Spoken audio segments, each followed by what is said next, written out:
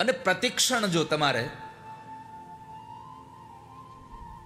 તમારા પ્રેમને પ્રતિક્ષણ જો વધારવો જ જવો હોય તો એના માટેના બે રસ્તાઓ છે, એક વિરહ અને એક મિલન. આ બેવમાં તમને પ્રેમ વધતો જ જાય.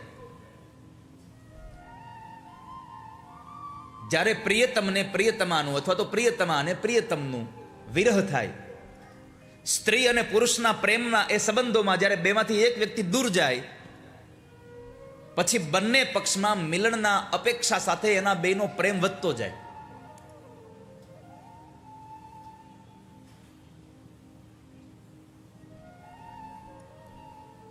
જેમ જેમ વિયોગ થાય ને એમ એમ પ્રેમના રસની વૃદ્ધિ બહુ થાય.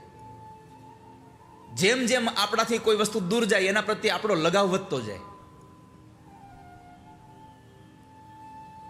જેમ જેમ નજીક આવતા જાય એમ એનો અનુભવ થતો જાય. દૂર જાય તો પ્રેમની વૃદ્ધિ થાય અને નજીક આવે તો પ્રેમનો આસ્વાદન પ્રાપ્ત થાય. તો પ્રેમની વૃદ્ધિ માટે બે જરૂરી છે, વિયોગ પણ જરૂરી છે, મિલન પણ જરૂરી છે. બંનેની આવશ્યકતા છે.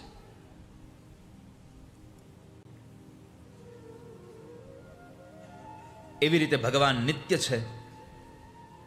ભગવાનનો યોગ પણ બહુ આવશ્યક છે અને ભગવાનનો વિયોગ પણ બહુ આવશ્યક છે. એટલે તો વૈષ્ણવો જુઓ, ભગવાનમાં પ્રેમની વૃદ્ધિ માટે પરમાત્મા પાસે શું કહે? ભગવાન તમે અમને વિરહ ભક્તિ આપો. ભગવાનના ભક્તોને જે વિરહ થાય, પરમાત્માનો તાપ સંતાપ જે થાય, પરમાત્માના મિલન પ્રત્યેની જે અપેક્ષાઓ જાગે, ભગવાન પ્રત્યેનો પ્રેમ વધારી દેનારો હોય છે. કોઈ પણ સ્ત્રીનો પતિ પરદેશ ગયો હોય અને એ વિયોગમાં એ પત્ની પોતાના પતિને કેટલો યાદ કરે. નિત્યનો પ્રેમમાં વધારો જ થતો જાય, નિત્ય પ્રેમમાં વધારો જ થતો જાય. અને પછી જ્યારે એ બંને જણા મળે ત્યારે એકબીજાના પ્રેમનો આસ્વાદન એકબીજાને ખબર પડે, ત્યારે એના પ્રેમનો અનુભવ ત્યારે ખબર પડે. તો વૃદ્ધિ માટે વિરહ જરૂરી છે અને એના આસ્વાદન માટે એનું મિલન જરૂરી છે. તો પરમાત્મા આપણને મળેલા પણ છે અને પરમાત્મા આપણાથી જુદા પણ થયેલા છે. પણ કરુણા એ છે કે મળેલો છે છતાંય દેખાતો નથી, મળેલો છે છતાં અનુભવાતો નથી. એનું શું કરવું? ભગવાન રામ જ્યારે જંગલમાં ગયા ત્યારે માં કૌશલ્યાએ સુમિત્રાજીને સંબોધન કરીને કીધું છે કે સુમિત્રા,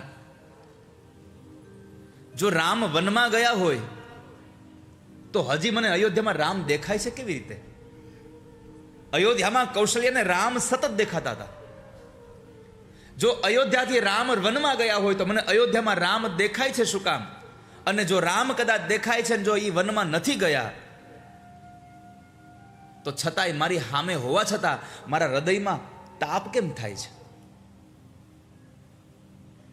જો ગયા છે તો દેખાય છે શું કામ? દેખાય છે તો મને તાપ શું કામ થાય છે એના વિયોગનો?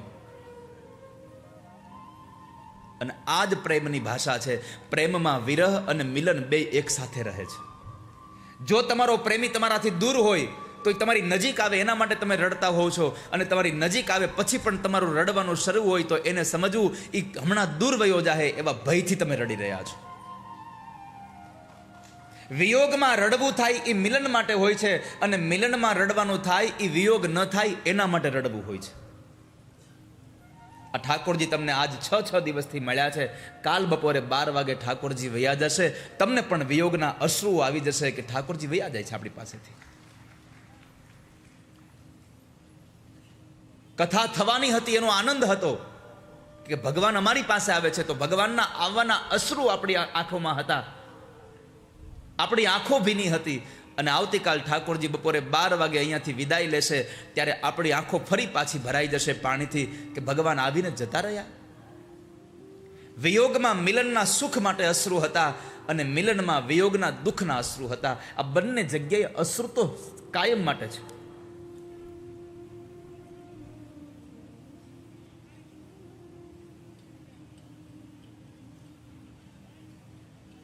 જો ગયો છે તો મને દેખાય છે શું કામ રામ, અને રામ દેખાય છે તો મને તાપ શું કામ થાય છે.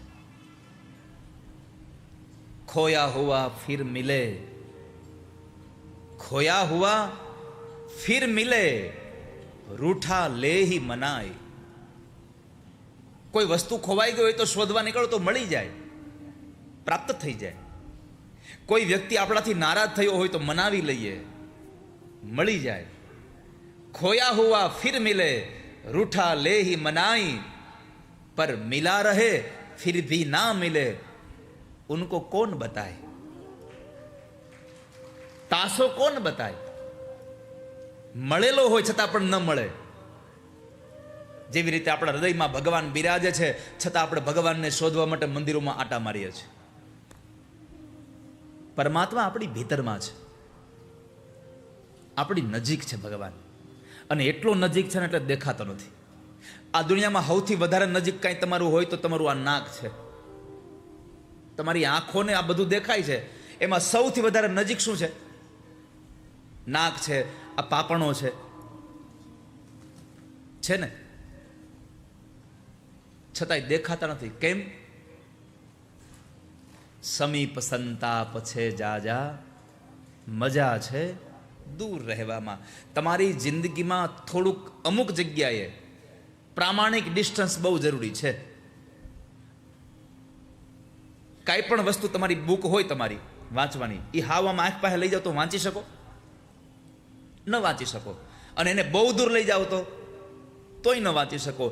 તમારે એ બુકમાં લખેલા શબ્દોને વાંચવા માટે પ્રામાણિક, તો તમને દેખાય.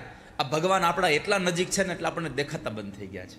એટલે આપણે દૂર સુધી એને શોધવા માટે નીકળીએ છીએ, જ્યાં આપણને દેખાતો નથી ભગવાન ક્યાંય.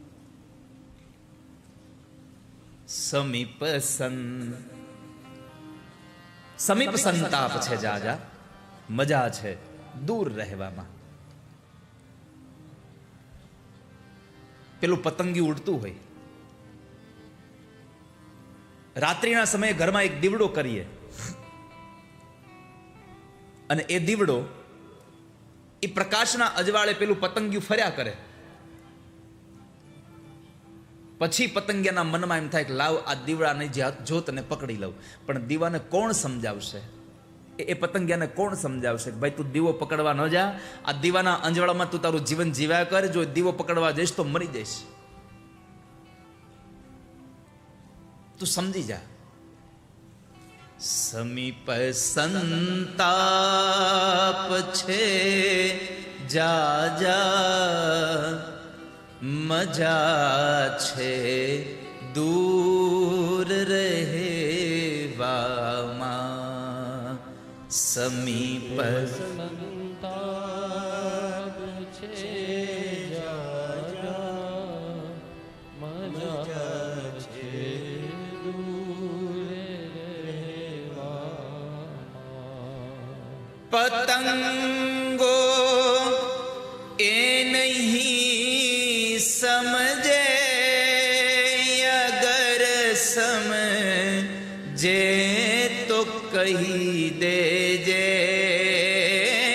પતંગો એ નહીં સમજે, અગર સમજે તો કહી દેજો. અગર સમજે તો કહી દેજો. મળીને દાજવા કરતા મજા છે દૂર રહેવામાં. મળીને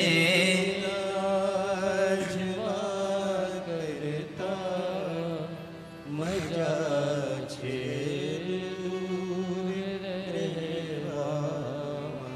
સમીપ સંતાપ છે જાજા, મજા છે દૂર રહેવામાં. સમીપ સંતાપ છે જાજા,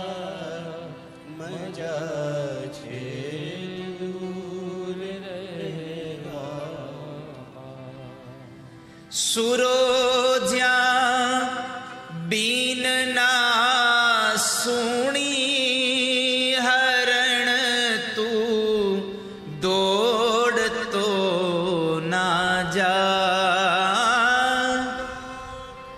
સુરો જ્યાં બીન ના સુણી અને હરણ તું દોડતો ન જા.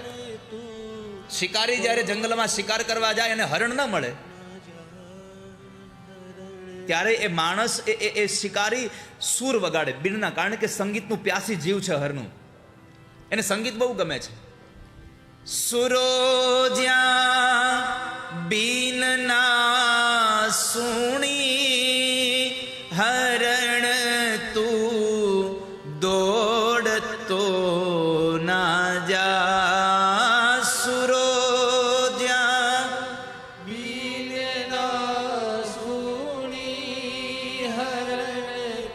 सब साथ में गाइए.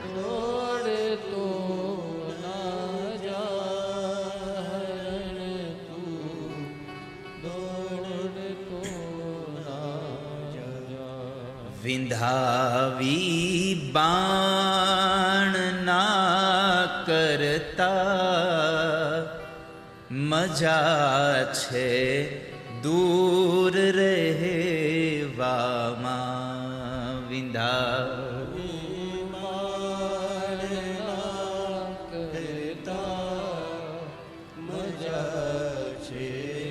પેલો શિકારી એવા સુર વગાડે અને એ બીનના સુર સાંભળી અને હરણ દોડતું દોડતું ત્યાં આવે અને ત્યાં આવી અને એવું મગ્ન થઈ જાય એને ખબર જ ન રહે.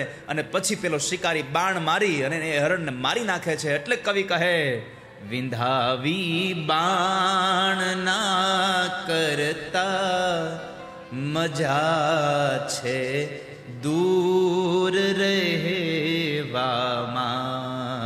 સમીપ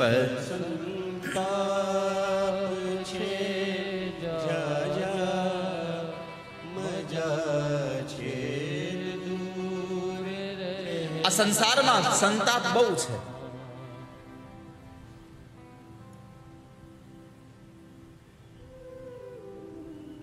મિલા રહે ફિર ભી ના મિલે તાંસો કોણ બતાય. આ રાસલીલા પ્રતિક્ષણ પ્રેમની વૃદ્ધિ માટેનું સાધન છે. આ રાસલીલા ક્યાં થાય? આપણે કહીએ છીએ વૃંદાવનમાં ભગવાન વનની અંદર રાત્રે વૃંદાવનમાં ભગવાન મુરલી વાંસળી વગાડે ને પછી ગોપીઓ હારે નાચે. વાલા વૈષ્ણવો, અધ્યાત્મ જગતમાં આપણું હૃદય એ વૃંદાવન છે. આ હૃદયરૂપી વૃંદાવનમાં આ શરીરમાં રહેલો આત્મા રૂપી કૃષ્ણ અનાહદ નાદ જે નીકળી રહ્યો છે આપણો નાભીથી, એ અનાહદ નાદ રૂપી વાંસળી અને ચિત્તરૂપી ગોપીઓ, આ બધું ભેગું થાય એટલે આ હૃદયરૂપી વૃંદાવનમાં ચિત્તરૂપી ગોપીઓ સાથે આત્મારૂપી કૃષ્ણ અનાહદ નાદ રૂપી આ વેણુ વગાડી અને આપણા હૃદયને વૃંદાવન બનાવી દો. કૃષ્ણ ન્યા રાસરમમાં તૈયાર થઈ જશે. તમારા હૃદયને વૃંદાવન બનાવી દો.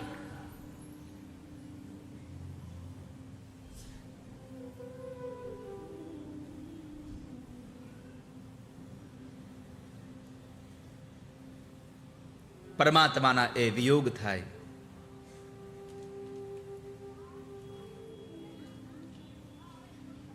કૌશલ્યાજી કહે છે આ મિલન કેવું છે? મનુ કબહુ મિલઈના. આ મિલન કેવું છે કે રામ અહીંયા દેખાય છે છતાં મને મળતા નથી, અને જો ગયા હોય તો મને અહીંયા દેખાય છે શું કામ? આ વિરહ છે, પાસે હોવા છતાં ન દેખાય. રાધાજી સ્વયં, શ્રીજી પોતે સ્વયં પોતાની બધી સખીઓને કહે છે કે સખીઓ તમે ધન્ય છો કે તમે કૃષ્ણને જુઓ છો. ગોપીઓએ કહ્યું કે રાધા તું પણ જોવે છે ને? રાધા કહે છે મેને આજ તક કૃષ્ણ કો દેખા હી નહીં, મેં કૃષ્ણને ક્યારેય જોયા જ નથી. કેમ? તો કહે છે જ્યારે જ્યારે કૃષ્ણ મારી સામે આવે છે ત્યારે મારી નજર એના કાનમાં રહેલા કુંડળમાં સ્થિર થઈ જાય છે અને હું કનૈયાના મુખને જોવાનું ભૂલી જાઉં છું. હું કનૈયાના કુંડળને સતત જોયા કરું છું.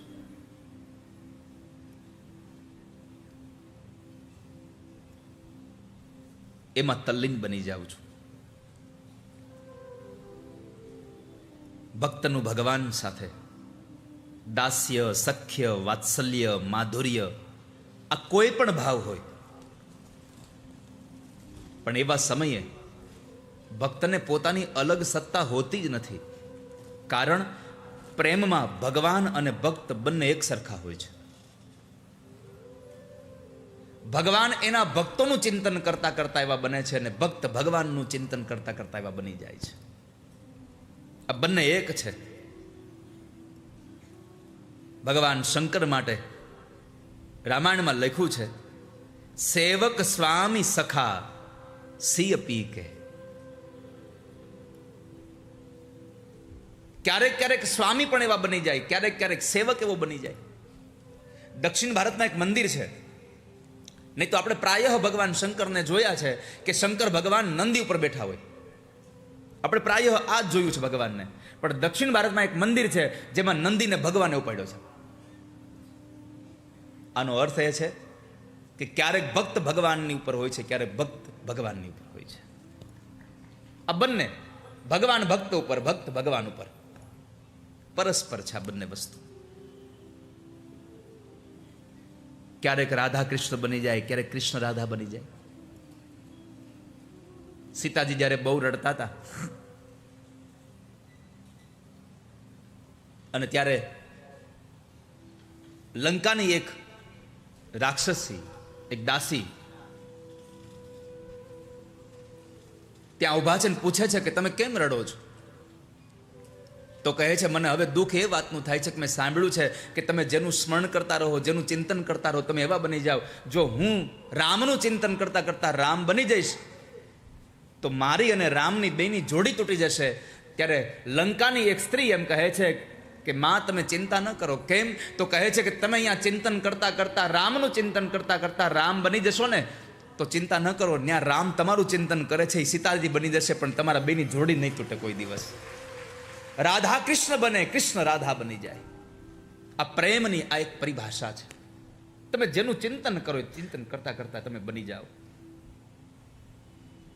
પેલી ઈયળ ભમરીના ડંખનું ચિંતન કર્યા કરે, ચિંતન કર્યા કરે, ચિંતન કર્યા કરે તો ઈયળમાંથી ભમરી બની જાય છે. જો ઈયળમાંથી ભમરી બનવાની એનામાં તાકાત હોય તો આપણે ભગવાનનું સ્મરણ કરતા કરતા, ભગવાનનું ચિંતન કરતા કરતા ભગવાન કેમ ન બની જઈએ? એના પ્રેમી કેમ ન બની જઈએ? સતત એનું ચિંતન કર્યા કરજો, સતત એની યાદોમાં રહેજો, સતત એનું મનન કર્યા કરજો.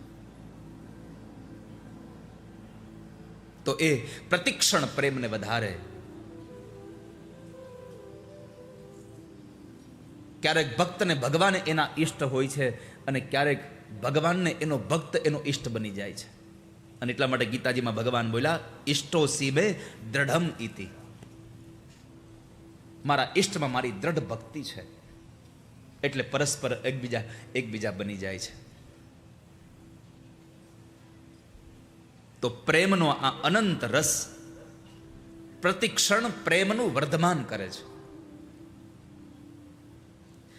ઘડીક આપણને લાગે કે આ પ્રેમ વધતો જાય. એટલે પેલી વાત તો એ છે, પ્રેમ ક્યારેય પણ નથી ઓછો હોતો, નથી વધાર થતો. પ્રેમ અવિરત આમનામ જ ચાલ્યો જાય છે. પ્રેમમાં વધઘટ હોતી જ નથી. પ્રેમ એક જ સરખો હોય છે. પ્રેમની પૂર્તિ માટે બીજું કઈ સાધન, કઈ જરૂર જ નથી કે આમાં થોડોક પ્રેમ ઓછો થઈ ગયો છે એટલે હાલો પ્રેમ વધારી દેવા માટે બીજું સાધન આપી દઈએ. તમે દરિયાને જોયો છે. જેટલા લોકો દરિયાની મધ્યમાં ગયા છે એને વધારે સારો જોયો છે. એમાં આપણે અમેરિકા ક્રુઝમાં અમે કથા કરવા ગયા તો 7 દિવસ અંદર સમુદ્રમાં લઈ ગયા અમને. ચારે બાજુ પાણી સિવાય કાંઈ નહીં, અગાધ જળ. પણ એ મધ્યમાં જે સમુદ્ર છે એ સમુદ્ર એકદમ સ્થિર હોય છે, એટલી બધી લહેરો નથી હોતી. કિનારા ઉપર બધી જ એ સમુદ્ર વળી પાછો લહેરોમાં પરિવર્તિત થાય, એ તરંગોમાં પરિવર્તિત થાય. શાંત સમુદ્ર પણ એ જ છે અને લહેરવાળો સમુદ્ર પણ એ જ છે. પણ કોઈ દિવસ એનામાં પાણી ઓછું થયું હોય એવું હજી આપણે કોઈ દી ક્યાંય જાણ્યું નથી, કારણ કે એ અવિરત ભર્યો રહે છે. અને વાલા વૈષ્ણવ, એક વાત કહું, ભગવાને જેટલી સંપત્તિ, જેટલું સૌંદર્ય આ પૃથ્વી પર આપ્યું છે ને, એટલું જ સૌંદર્ય વળી પાછું જળમાં આપ્યું છે. પાણીમાં એટલું સૌંદર્ય આપ્યું છે.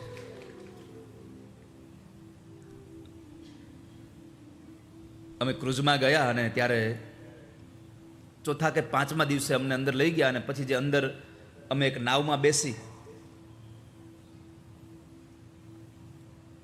અને પછી અમને અંદર દરિયામાં ઉતાર્યા. શું ભગવાને પ્રકૃતિ ત્યાં બનાવી છે! એટલા સરસ વૃક્ષો છે ત્યાં અંદર. દરિયામાં વૃક્ષો છે, અંદર વૃક્ષો છે અને રંગબેરંગી એટલી બધી માછલીઓનો એ સમુદાય અદ્ભુત ભર્યું છે ભગવાને ત્યાં.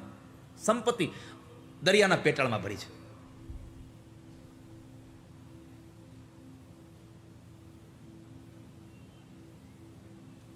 તો પ્રેમ ક્યારેય ઓછો હોતો જ નથી અને એના પ્રેમની પૂર્તિ કરવા માટે બીજું કંઈ સાધન લઈ આવવાની જરૂરી નથી.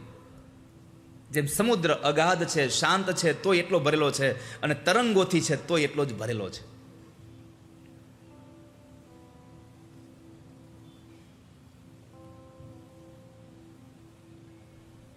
દરિયો એકનો એક છે, પણ તમે જુઓ, પેલા તરંગો આવે એ દરિયો આપણને જુદો દેખાય છે, પેલો શાંત છે એ પણ આપણને જુદો દેખાય છે. એમ પ્રેમી અને પ્રેમિકા, પ્રેમી અને પ્રેમ આ બે એક જ છે, પણ જ્યારે પ્રેમનો એમાં ઉછાળા માંડે આવવા ત્યારે આપણને બેના રૂપ અલગ અલગ દેખાવા લાગે છે. તો રસોથી ભરાવા માટે થઈને આ ગોપીઓની આ રાસલીલા, પરમાત્માએ એક વખતના સમયે વેણુનાદ કર્યો. રાધાજીના કહેવાથી ભગવાન વેણુનાદ કરે. શરદ પૂર્ણિમાની રાત્રિ છે.